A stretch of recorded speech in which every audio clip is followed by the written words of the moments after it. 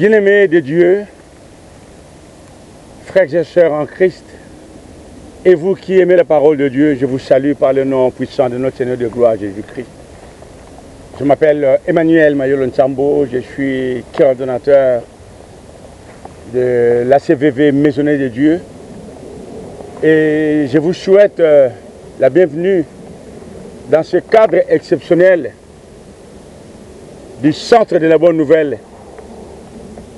Et je sais que vous êtes des assidus et des habitués de ce centre. Mais aujourd'hui, il est placé dans un autre cadre. Regardez autour de vous, regardez derrière moi à côté, et vous voyez cet étang d'eau. C'est parce que nous allons parler spécifiquement de l'une des promesses de notre Seigneur de gloire Jésus-Christ avant de monter au ciel. Et cela concerne le breuvage, cela concerne boire. Et quand nous parlons de boire, le premier mot qui nous vient à la tête, c'est l'eau ou un breuvage, un liquide. C'est pourquoi, bien sûr, vous voyez, j'ai choisi exprès ce cadre pour vous présenter aujourd'hui la bonne nouvelle. Kainos. Et comme vous savez, nous sommes dans l'étude du cœur du Maître qui, avant de monter au ciel, c'était sa dernière parole, c'était ses dernières promesses faites à ses disciples, ses apôtres. Il leur a dit, selon Marc 16, le verset 15 jusqu'au verset 18, puis il leur dit, allez par tout le monde et prêchez la bonne nouvelle à toute la création. Celui qui croira et qui sera baptisé sera sauvé. Mais celui qui ne croira pas sera condamné. Et il a dit, voici les miracles qui accompagneront ceux qui auront cru. C'est ce que nous sommes en train de travailler. C'est le cœur du Maître. Quel était son cœur pour ceux qui auront cru en son nom? Il a dit, voici les miracles qui accompagneront ceux qui auront cru. En mon nom, a-t-il dit, premièrement, ils parleront de nouvelles langues. Nous avons vu cela. Ça, c'est vraiment merveilleux. D'abord, il a dit, ils chasseront premièrement les démons. C'était la puissance, d'abord, au nom de Jésus-Christ. C'était la puissance de chasser les démons. Et il a dit ensuite, ils parleront de nouvelles langues. Nous avons aussi travaillé cela. Quel est l'impact de parler en langue aujourd'hui? Il a dit aussi, ils saisiront des serpents. Et nous avons vu le mot saisir, ne pas seulement apprendre au sens propre saisir, mais nous discernerons les méthodes de l'adversaire et nous prendrons position dans le renouvellement de l'intelligence. Nous saisirons quelles sont ces méthodes, nous comprendrons ces ajustements et nous bougerons. Et aujourd'hui, nous travaillons cette avant-dernière promesse de notre Seigneur de gloire, Jésus-Christ, qui a dit, s'ils boivent quelques breuvages mortels, ils ne leur feront point de mal. S'ils boivent quelques breuvages mortels, il ne leur fera point de mal. C'est là où nous sommes aujourd'hui, dans cette promesse, l'avant-dernière des promesses faites par notre Seigneur de gloire, à quiconque croirait en son nom. Donc c'est le quatrième miracle promis par le Maître. Alors, comme d'habitude, nous travaillons d'abord l'étymologie de chaque mot qui constitue notre thème du jour, les cœurs du Maître. S'ils boivent quelques breuvages mortels, il ne leur fera point de mal. Travaillons chaque mot qui constitue cette promesse. S'ils boivent, et vous voyez dans le mot, dans cette partie, s'ils boivent, il y a le verbe boire qui apparaît, qui, selon le dictionnaire français, le verbe boire veut dire mettre un liquide dans sa bouche et l'avaler. Quand on prend un liquide, on le met dans la bouche et on l'avale. C'est ça que veut dire le verbe boire. Et du mot grec, ce verbe qui s'écrit, qui se dit chata, C-H-A-T-H, qui est cité bien sûr 125 fois dans l'Ancien Testament, il concerne l'homme, l'acte de l'homme de prendre un breuvage liquide et de mettre dans la bouche et de l'avaler. Il est cité 125 fois dans l'Ancien Testament. C'est le mot grec, pardon, c'est le mot hébreu, excusez-moi, c'est le mot hébreu chata, qui concerne l'homme. Et le même mot hébreu, Shaka, C-H-A-Q-H, qui veut dire arroser, ou du mot grec pino, P-I-N-O, accent circonflexe, pino. Et le mot ici, dans le Nouveau Testament, fait référence à la terre abreuvée, la terre qui boit de l'eau. Vous voyez, nous avons de l'eau que l'homme peut boire. Nous avons de l'eau que la terre aussi peut boire. Quand Dieu fait pleuvoir, la terre boit de l'eau. Comprenez le sens de boire que je suis en train de travailler aujourd'hui. Je suis dans le sens de boire. Et c'est le mot chaka. Nous sommes dans l'étymologie, bien sûr, de cette partie. S'ils boivent quelques breuvages mortels. Et il s'agit du verbe boire.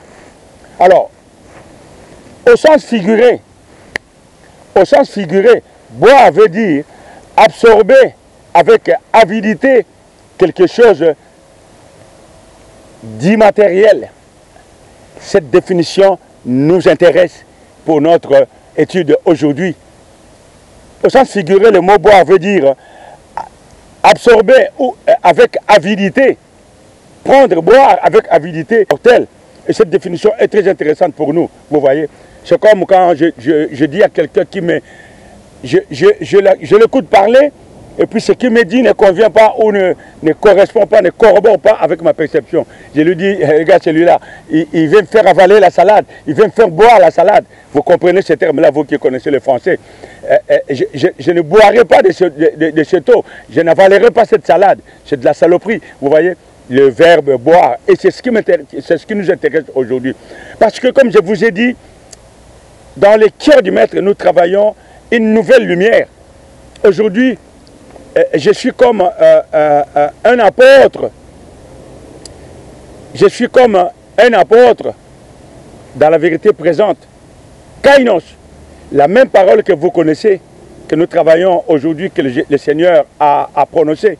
Mais nous la travaillons aujourd'hui dans une nouvelle lumière. Kainos, vous voyez, nous voyons les côtés matériels de cette promesse, bien sûr. Mais le Seigneur Jésus a parlé plus des choses dans le sens spirituel d'abord. La parole, comme je vous le dis tout le temps, est avant tout spirituelle.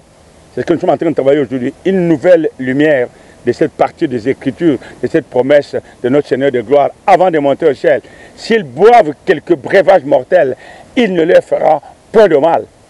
Et nous y croyons, nous, en tant qu'enfants de Dieu, et vous aussi, qui êtes amis de bien et de la justice, dans ce beau cadre, autour de ces grands lacs, nous voyons de l'eau. Et la parole s'ajuste comme un gant. Nous voyons cela.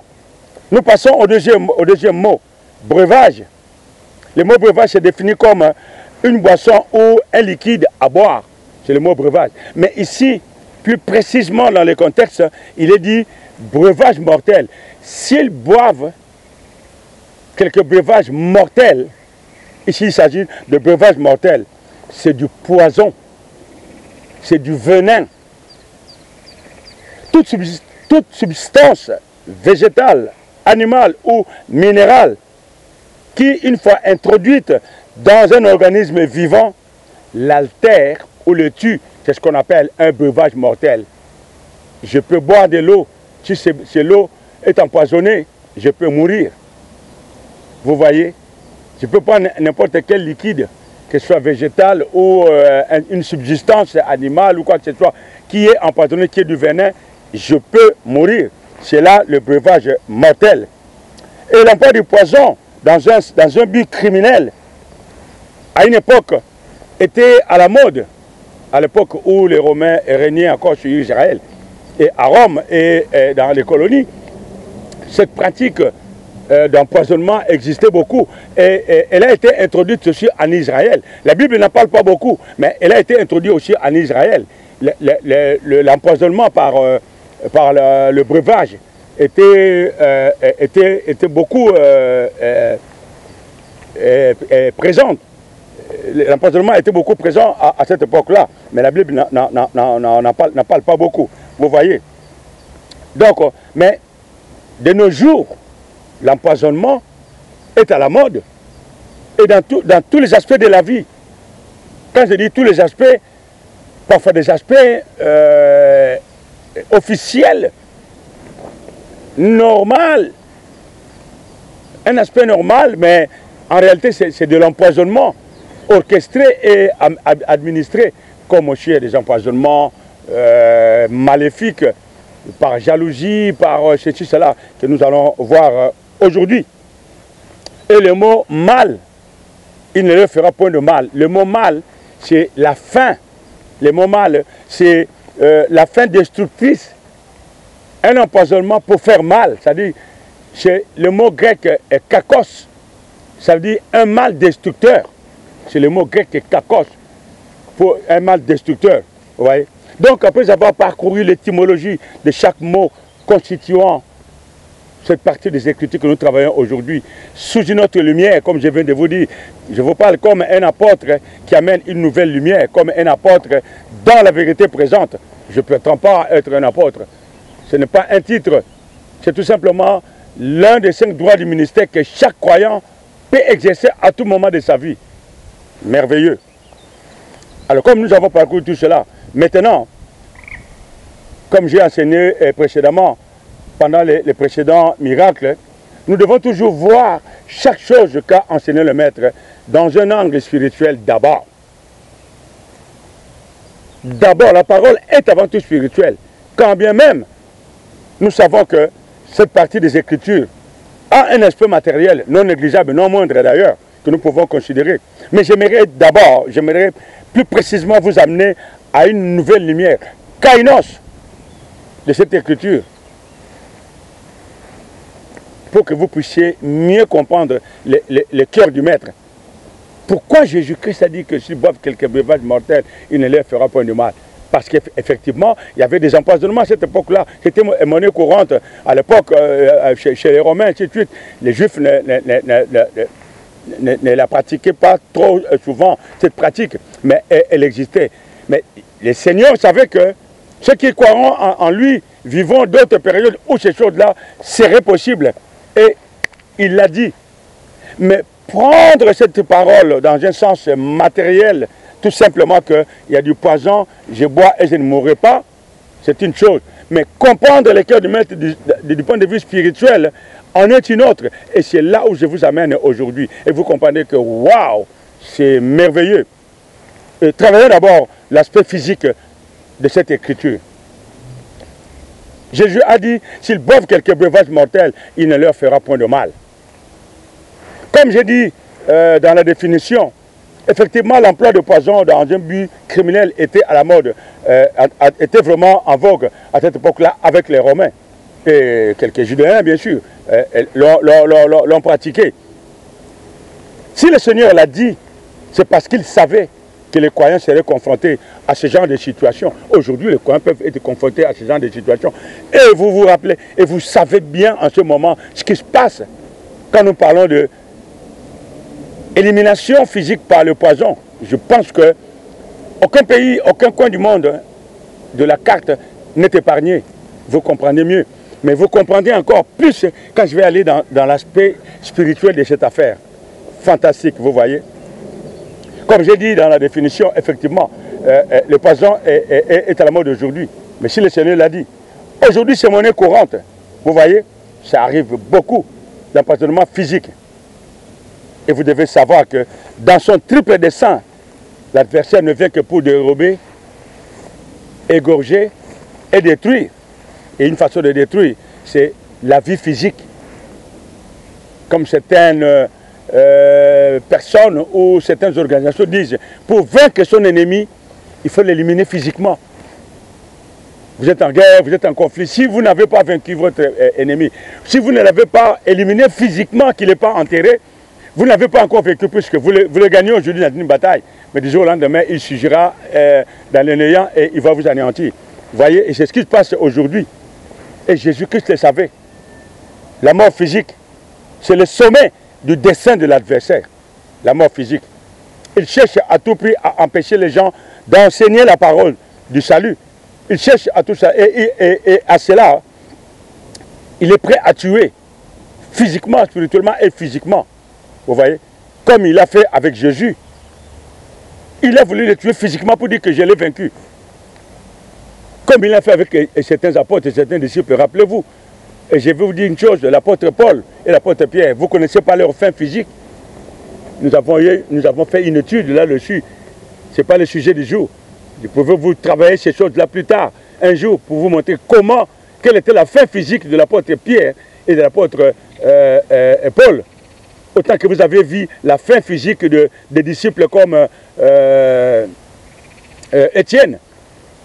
Vous voyez, c'est le dessein de l'adversaire. Des morts spectaculaires pour faire peur, pour gagner. Vous voyez, Jésus-Christ a dit à Pierre, sur toi, tu es Pierre, sur toi je bâtirai mon église. Et ils savent comment ils ont tué Pierre. Et aujourd'hui, ils ont pris les vestiges, les os de l'apôtre Pierre, ils l'ont enterré dans une église que vous connaissez, je ne cite pas les noms aujourd'hui. Ils l'ont enterré sous cette basilique pour dire que sur cette pierre, je bâtirai mon église. C'est spirituel, vous savez, c'est pour dire qu'il a vaincu. Mais en réalité, il n'a pas vaincu. Il ne l'a pas vaincu. C'est un autre sujet. Vous connaissez cette basilique. L'une des grandes complexités aujourd'hui, ils ont enterré les os de l'apôtre Pierre. Physiquement, aujourd'hui, matériellement, c'est sous cette basilique qui habite dans un pays que vous connaissez. J'ai cité tout à l'heure ceux qui ont régné à cette époque-là. Pour vous dire que Jésus-Christ savait que la fin physique était le décès de l'adversaire. Et par l'empoisonnement, il a dit, s'ils boivent quelques breuvages mortels, il ne leur fera point de mal. Et nous croyants, nous y croyons. Nous n'avons pas peur, nous avons l'assurance. Et à notre époque aussi, cela est possible. Et Jésus le savait. Il nous a donné une garantie que nous avons la protection de Dieu. Seulement nous devons toujours être prudents, ne pas tenter l'autre. Parce que la Bible dit que si je bois quelques breuvages mortels, j'ai soif aujourd'hui, j'ai vraiment soif, je prends un récipient quelque part, j'arrive ici, je prends cette eau, parce que je n'ai pas le choix. Je ne sais pas si cette eau, elle est de la pluie, je ne sais pas si cette eau, elle est tombée du ciel, je ne sais pas si cette eau vient du... Mais j'ai soif en ce moment-là et que je dois boire. J'ai dit, Père, je dois me désaltérer, je dois boire. Je prends ce récipient, je prends cette eau, je bois. Je ne mourrai pas. Vous voyez? Ce n'est pas comme ces croyants qui a pris de l'acide. La batterie était là, la Bible dit que s'ils boivent quelques breuvages mortels, il ne leur fera pas de mal. Les gens ont dit, ah bon? Si tu crois que tu bois de l'acide, on t'emmène de l'acide dans un verre, tu vas pas mourir. Il a dit, je ne mourrai pas. Ils ont amené la batterie, ils ont pris l'acide, ils ont versé dans un verre. Il a dit, tiens, il a pris l'acide, il a bu. Au moment où je vous parle, il a été déjà bouffé par les anticorps, il est mort parce qu'il a tenté le diable. Il savait que c'est de l'acide, c'est du poison. Il a fait exprès de boire, il est mort. La Bible dit l'homme prudent voit le mal et c'est quand tu as de l'intelligence pour voir que c'est du poison. Pourquoi je dois boire quand je sais que c'est du poison? Mais quand je ne sais pas, c'est là où intervient le miracle de notre Seigneur. Quand je ne le sais pas, je peux prendre et boire. Ça ne me fera aucun mal, car je crois à la parole de Dieu. Croyons à la parole de Dieu, vous savez, c'est très important. Aujourd'hui, les croyants se refusent même de manger chez leurs frères, chez leurs soeurs, ou quelque part quand ils vont, par la peur de se faire empoisonner. Parce que c'est monnaie courante aujourd'hui. Cette pratique est en train de sévir le monde aujourd'hui. L'empoisonnement. Nous vivons ces choses-là, même dans les églises chrétiennes. Les gens se font empoisonner à cause du pouvoir, à cause de l'argent. Le serviteur qui est perçu comme pouvant prendre le relais un jour, ils sont empoisonnés parce qu'ils font peur, ils sont aimés, ils sont justes, ils sont amis de bien et de la justice. Et les gens ont peur aujourd'hui. Où on va avec la parole de Dieu? Où on va avec la parole de Dieu? Il l'a dit, s'ils boivent quelques breuvages mortels, ils ne leur feront pas de mal. Nous n'avons pas peur. Ainsi, bien-aimés, j'aimerais maintenant, ça c'est l'aspect pratique, matériel de cette parole. Mais dans l'aspect kainos maintenant, je vais vous amener à une autre lumière, à une autre compréhension de cette parole. Et vous direz, waouh! La parole de Dieu, elle est merveilleuse, elle est fantastique, elle est toujours nouvelle. vous êtes au centre de la bonne nouvelle. Vous pouvez aller dans notre site www.hcvv.org, vous trouverez des enseignements. Notre page YouTube, elle est pleine d'enseignements, vous trouverez. Et ce n'est pas fini. Nous avançons progressivement et vous découvrirez des nouvelles lumières dans beaucoup de domaines que vous connaissez. La parole de Dieu, elle est toujours nouvelle. Et j'aimerais maintenant vous amener dans cet aspect spirituel de ce verset. Il nous arrive de boire, parfois involontairement, quelques breuvages mortels de tout ce que nous entendons. L'une des définitions figurées, je vous ai dit, un breuvage, c'est quoi? C'est ce que nous buvons avidement par nos oreilles. Rappelez-vous maintenant cet aspect. Ah, je ne boirai pas de cette salade-là. J'ai fermé mes oreilles parce que pour moi c'est une salade. C'est là où j'arrive maintenant. Donc il nous arrive parfois de boire involontairement quelques breuvages mortels dans tout ce que nous entendons par nos oreilles. Boire ici, c'est au sens figuré. Comme je l'ai dit, comme je viens de vous le rappeler. Nous entendons toutes choses de négativité dans la vie au quotidien. C'est comme si nous les buvons, nous les mangeons, nous les consommons, mais par nos oreilles. Parfois nous sommes pleins, on est rassasiés de n'importe quoi que nous voyons à la télé, les réseaux sociaux, les amis, les voisinages. Nous avalons toutes ces choses-là. Vous voyez, nous avalons toutes ces choses-là. Dans la vie, vous voyez, nous entendons toutes sortes de négativités dans la vie au quotidien. Mais dans le renouvellement de nos intelligences, ça n'altère pas, ça ne nous fait pas mal. Le mal cacoche, le mal destructeur, ça nous détruit pas. Ça ne détruit pas notre relation avec Dieu. Ça ne détruit pas notre communion avec Dieu.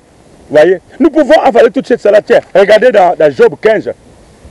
Merveilleux la parole de Dieu. La vérité présente, kainos. Regardez dans Job 15. Job 15, le verset 15 dit ceci. Si Dieu n'a pas confiance en ses saints, si les cieux ne sont pas purs devant lui, le verset 16, combien moins l'être abominable et pervers, l'homme qui boit l'iniquité comme l'eau. J'arrive, voilà cette lumière, le verset 16, combien moins l'être abominable et pervers, l'homme qui boit l'iniquité comme l'eau. Voilà le verbe boire aujourd'hui qui nous concerne. Boire l'iniquité avidement comme l'eau. Merveilleux la parole de Dieu. C'est merveilleux, vous voyez. Nous sommes entourés aujourd'hui du mal. Nous sommes entourés que du mal. Consciemment ou inconsciemment ou involontairement, nous vivons l'iniquité au quotidien. Je ne peux pas me boucher les oreilles quand je prends le métro, quand je prends le bus, quand je prends un taxi. J'entends tout ce qui se passe autour de moi. Mais il y a un filtre. C'est parfois des choses mortelles. C'est parfois du venin que j'entends dans mon intelligence. J'entends et puis ça m'influence pour faire le mal, pour rompre ma communion. C'est au quotidien, vous voyez. Dans les voisinages, comme j'ai dit, la télévision, les réseaux sociaux, au cinéma, etc. Mais les breuvages mortels, parfois, on nous le donne par des moyens de tourner les vaccins, tout ce que vous savez. Tout cela, il est sans effet. Car Jésus-Christ l'a dit, s'ils boivent quelques breuvages mortels, il ne leur fera point de mal. Boire ici au sens figuré, c'est ce que je suis en train de vous expliquer aujourd'hui dans cette nouvelle lumière.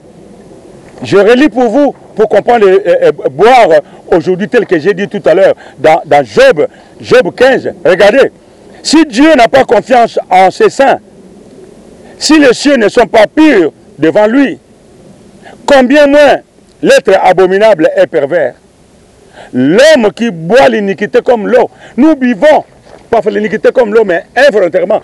Il y a ceux qui boivent l'iniquité volontairement. Et ils meurent. Ça leur fait mal. Le mal cacoche destructeur. Ils sont détruits, ils meurent. Nous ne faisons pas partie de cela, bien-aimés. Nous avançons. Il est fréquent aujourd'hui de voir les gens préférer boire ce qui est enivrant. Et ils préfèrent boire l'iniquité.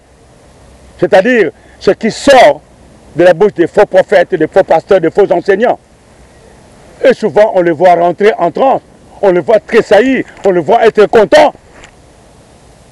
C'est de l'iniquité, c'est la parole tordue, faussement et maladroitement divisée. Ils sont contents, ils entrent en transe. Il y en a qui enlèvent les habits devant les gens, il y en a qui tombent, il faut les relever. Ah, ils disent, ouais, c'est la puissance. Ah, l'homme de Dieu, il a de la puissance. Il fait tomber les gens, il fait tomber les gens. C'est de l'iniquité. Job 15, mes amis, verset 16, ils boivent de l'iniquité jusqu'à la lie. Et les résultats sont là. Nous, parfois ça rentre là, mais c'est sans effet. Vous pouvez être à un endroit où quelqu'un enseigne la parole, vous ne pouvez pas vous échapper. Vous suivez cet enseignement. C'est un breuvage mortel, vous savez, parce que certaines personnes meurent spirituellement, rompent leur communion avec cette parole maladroitement divisée. Mais vous, ça ne vous fait aucun mal, parce que vous avez le discernement. Je peux voir cette eau, je peux la boire. Je ne mourrai pas, parce que je crois, je vois qu'elle est l'eau et que je suis dans le besoin. Mais si je sais qu'à cet endroit, cette eau ne peut pas être pure, je ne la boirai pas. Et ces gens-là, ils entrent en transe parce qu'ils reçoivent volontairement ce breuvage mortel enseigné par les faux prophètes.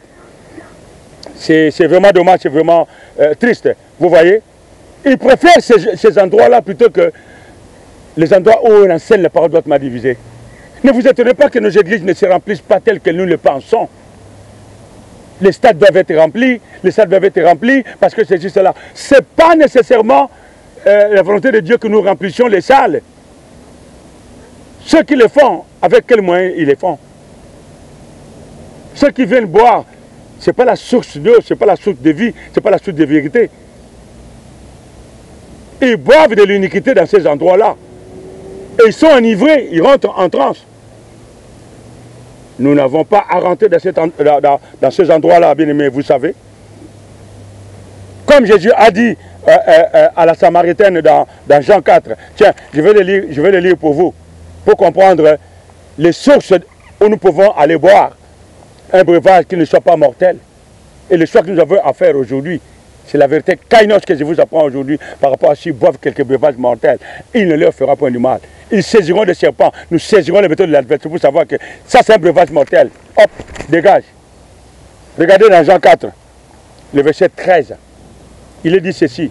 Jésus lui répondit, quiconque boit de cette eau aura encore soif. Quelle eau? Cette source polluée. Regardez le verset 14. Mais celui qui boira de l'eau que je lui donnerai n'aura jamais soif. Et l'eau que je lui donnerai deviendra en lui une source d'eau qui jaillira jusque dans la vie éternelle. Une source d'eau pure qui jaillira jusqu'à la vie éternelle. Voilà le breuvage de vie dont nous avons besoin aujourd'hui. Les gens préfèrent aller boire à cette source d'eau-là où ils ont toujours soif. Ils veulent toujours entrer en transe. Ils veulent toujours aller donner leur argent. Ils veulent toujours enrichir les gens. Ils vont toujours... Mais en même temps, ils ont peur dans ces églises-là de manger avec les gens. Nous avons vu des empoisonnements dans les églises entre les frères et sœurs, soi-disant. Les pasteurs, les hommes justes qui enseignent la parole, qui se font empoisonner parce qu'ils ne sont pas avides d'argent. Ils ne sont pas... ils ne courent pas après les biens matériels. Ils sont empoisonnés par ceux qu'ils appellent leurs propres frères. C'est dommage qu'on en arrive jusque-là. Nous avons un grand vaccin. Le vaccin qui se nomme au-dessus de tout vaccin. Un antipoison, au top des antipoisons que le monde ne donnera jamais. C'est le nom de Jésus-Christ, comme il a dit lui-même. S'ils boivent quelques breuvages mortels, il ne leur fera point de mal. Nous avons cette assurance-là, que ce breuvage mortel, dans cette parole faussement divisée, dans cette parole maladroitement divisée, dans cette parole tordue, ne nous fera point de mal, car nous avons le renouvellement de l'intelligence et le filtre pour savoir. Ça, je ne prends pas, hop, inconsciemment ou dans le monde intelligent, je ferme mes oreilles, même si je ne mets pas du coton, je ferme mes oreilles, ça ne rentre pas, ça me fera point de mal. Vous voyez? Si nous sommes à l'abri de ce mal, comme je vous dis, le mal kakos, le mal destructeur, parce que nous avons cet antipoison, ou cet antidote, Au temps où nous avalons quelque chose, l'antidote, elle est là et nous sommes délivrés. C'est le nom puissant de notre Seigneur de gloire, Jésus-Christ. Au nom de Jésus-Christ, tout mal qui peut me faire, tout ce qui peut me faire du mal aujourd'hui, que j'aurais pu inconsciemment, au nom de Jésus-Christ, sort et ne revient plus, et sans effet. Je suis tranquille parce que nous croyons à la parole de Dieu.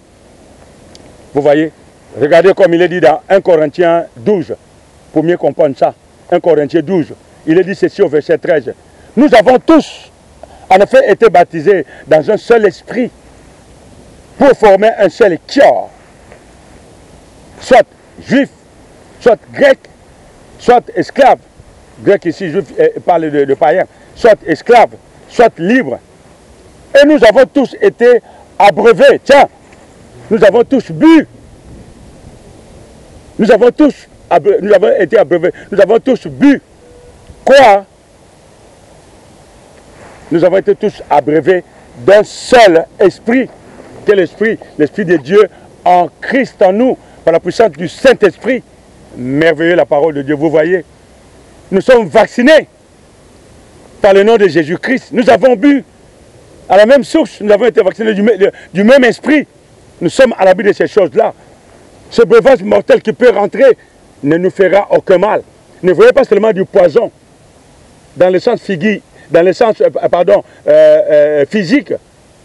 Voyez cet empoisonnement dans le sens spirituel, par tout ce que nous entendons, par cette parole tordue que les gens peuvent penser, nous bombarder. Nous sommes vaccinés. Fantastique, bien-aimé. Vous voyez? C'est un verset fantastique. Je le relis pour vous. 1 Corinthiens 12, verset 13. Nous avons tous, en effet, été baptisés dans un seul esprit pour former un seul corps, soit juif, soit grec, soit esclave, soit libre. Et nous avons tous été abreuvés d'un seul esprit, l'Esprit de Dieu en Christ, en nous. L'espérance de la gloire, fantastique, merveilleux. Vous voyez? Merveilleux. Nous poursuivons donc. Ceux qui nous cherchent du mal rendront compte à Dieu à cause de nos vies. Je ne vais pas chez quelqu'un, il me sert à manger, il me sert à boire. J'ai confiance, je bois au nom de Jésus-Christ. Ce qui pense faire mal ou il a mis quelque chose d'un breuvage mortel, ça ne me regarde pas. L'amour, quoi tout, je crois en son amour. Il me sert, je mange. Je vais chez quelqu'un, il veut me partager la parole. Je ne lui dis pas non parce que j'aime la parole. J'écoute. Si cette parole elle est tordue, je peux lui dire, là, c'est pas correct. Pour ne pas blesser sa personne, je peux le laisser parler parce que je le connais, je peux le laisser parler. Et puis, figurativement ou spirituellement, je bouche mes oreilles. Et je trouve un moment où un jour, je lui dis, ces jours-là, où ce que tu as dit tout à l'heure, regardez la parole, elle est là. C'est écrit. Je peux lui amener la parole. Mais cette parole ne me fera aucun mal. C'est un breuvage mortel. L'aspect spirituel. Mais ce n'est pas fini dans l'aspect spirituel des choses. Nous pouvons tout simplement avancer. Ceux qui nous cherchent du mal, rendons compte à Dieu. Nous devons savoir discerner les méthodes de l'adversaire afin de résister plutôt au mauvais jour. Jésus-Christ l'a dit lui-même que nous aurons des tribulations où nous pouvons être tentés, où nous pouvons être... Soyons tout simplement prudents. Soyons tout simplement prudents et savoir esquiver les coups de l'adversaire. Ne pas boire volontairement des breuvages mortels qui peuvent nous faire mal. Je vais y arriver. Au nom de Jésus-Christ, nous avons cette puissance. Nous devons donc croire cette parole. Nous devons marcher dans le renouvellement, dans le renouveau spirituel, dans la marche avec circonspection et dans la prière. Je n'arrête pas de parler de la prière, car par la prière, nous sommes toujours branchés à haute tension et nous pouvons toujours résister. Vous voyez? Le croyant doit toujours choisir sa source pour se désaltérer, comme la femme samaritaine. Il va à la source, Jésus-Christ l'a dit, la véritable source, c'est celle-là que je vous montre que je suis, à partir de laquelle vous n'aurez plus soif.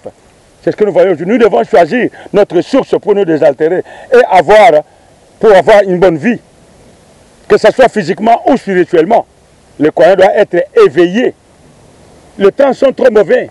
Vous voyez, n'avalez pas n'importe quoi. Les temps sont très mauvais. c'est très important. Un breuvage inoffensif, mal consommé, peut devenir, c'est un autre aspect pour finir mon enseignement sur le cœur du maître. Un breuvage qui peut paraître inoffensif fait devenir un poison mortel quand il est mal consommé. Quand nous manquons de la modestie, quand nous manquons de la perception des choses, un breuvage inoffensif peut devenir un breuvage mortel, vous savez. Nous allons le voir maintenant. Regardez dans Ésaïe 5. Nous devons faire très attention. Ésaïe 5, il est dit ceci. Malheur. Je suis en train de conclure, mais pas n'importe comment. Regardez maintenant le breuvage mortel. S'ils boivent quelques breuvages mortels, il ne leur fera point de mal. Vous aujourd'hui, maintenant là, ça nous concerne ce que je suis en train de dire pour conclure. Regardez Ésaïe 5. Le verset 11 dit ceci. Malheur à ceux qui, de bon matin, courent après les boissons enivrantes et qui, bien avant, dans la nuit, sont échauffés par le vin.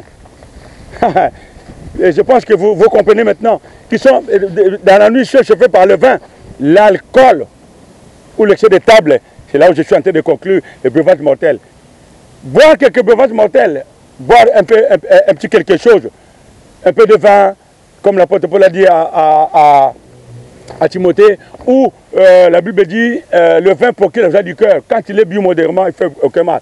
Mais garde à vous qui courez après les liqueurs fortes pour vous enivrer.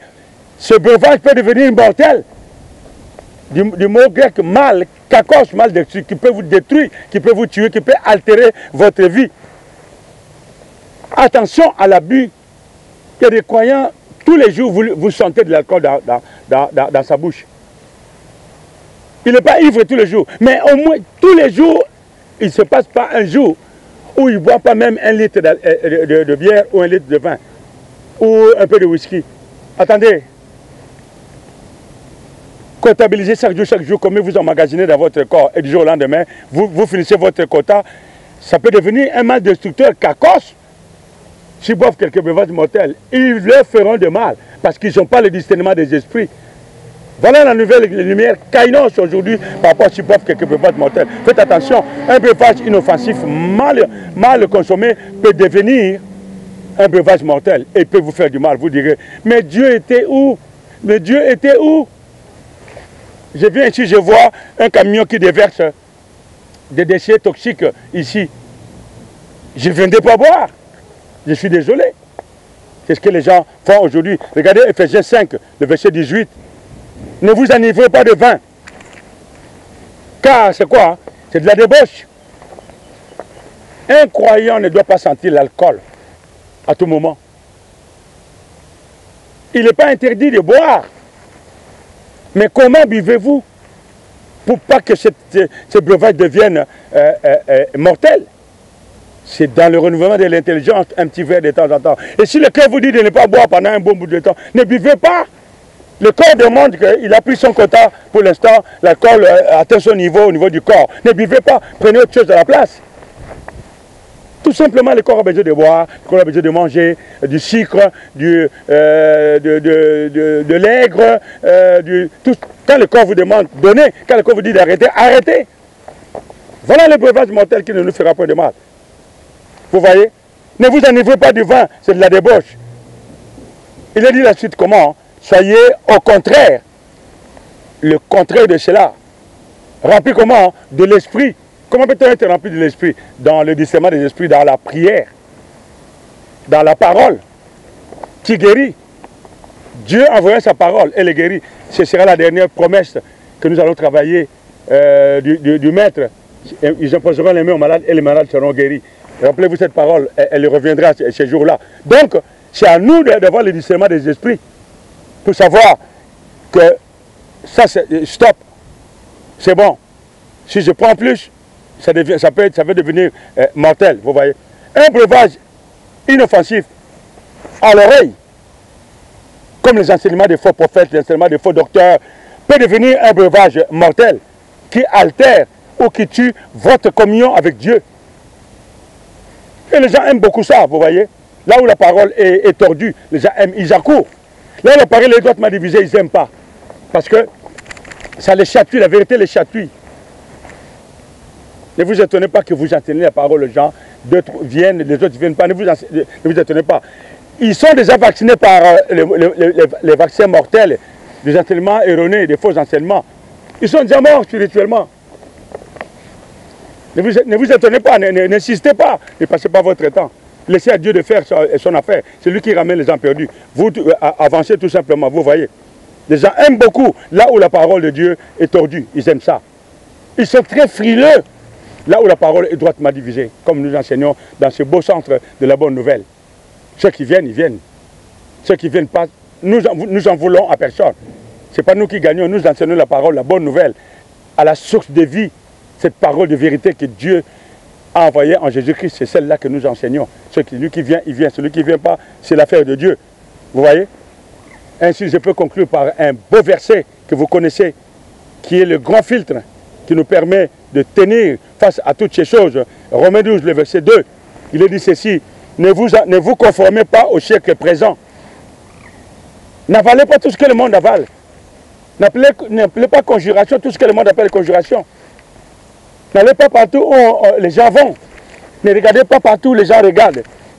N'ouvrez pas vos oreilles grandement ouvertes partout où les gens vont mettre l'oreille. Au siècle présent, c'est ça. Mais soyez plutôt comment? Transformés comme une chenille qui devient un beau papillon. Chaque fois que vous vous transformez, chaque fois que vous recevez la parole qui vous transforme, vous devenez un papillon. Vous avez peur de toucher une chenille. Mais regardez comment les gens ont envie de toucher un beau papillon. C'est pareil. Soyez transformés par le renouvellement de l'intelligence, afin que vous discerniez quelle est la volonté de Dieu. Qu'est-ce que je peux mettre comme breuvage dans ma bouche? Ou qu'est-ce que je peux mettre comme breuvage dans mes oreilles, au sens figuré? Ce qui est bon. D'abord, ce qui est la volonté de Dieu, d'abord, ce qui est bon, ce qui est bon, ce qui est vraiment, qui reflète même la nature, la vertu de Dieu. Et ce qui est agréable et parfait. Le mot agréable et parfait qui attire, qui donne envie de voir, qui donne envie d'admirer, est parfait. C'est correct, sans défaut. Et le seul qui peut accepter cela, ou qui est parfait, c'est Dieu, dans sa parole. Savoir ce qui est bon, agréable et parfait. Devant Dieu, pour garder notre communion. Ces versets s'interprètent d'elles-mêmes. Voilà, mes bien-aimés, c'était l'avant-dernière promesse de notre Seigneur de gloire. S'ils boivent quelques breuvages mortels, ils ne les feront point de mal. N'ayez pas peur, nous avons la puissance de notre Jésus-Christ. Que ce soit physiquement que nous buvons quelques breuvages mortels pour les gens qui nous veulent du mal qu'à cause, pour détruire notre vie, nous n'avons pas peur. Que ce soit ce que nous buvons par nos oreilles, par ce qui nous entoure, les réseaux sociaux, les télés, les cinémas, les télés, là, nous avons un filtre dans le renouvellement de l'intelligence, ça ne nous fera point du mal. Car au nom de Jésus-Christ, ce nom puissant, nous sommes plus que vainqueurs. Et Dieu prend soin de nous. Père, je te remercie pour cette parole que tes enfants viennent de recevoir aujourd'hui. Ceux qui croient en ta parole, cette parole, c'est un miracle qui les accompagnera. Merci pour ceci. Au nom puissant de Jésus-Christ, notre seul sauveur et rédempteur vivant. Amen.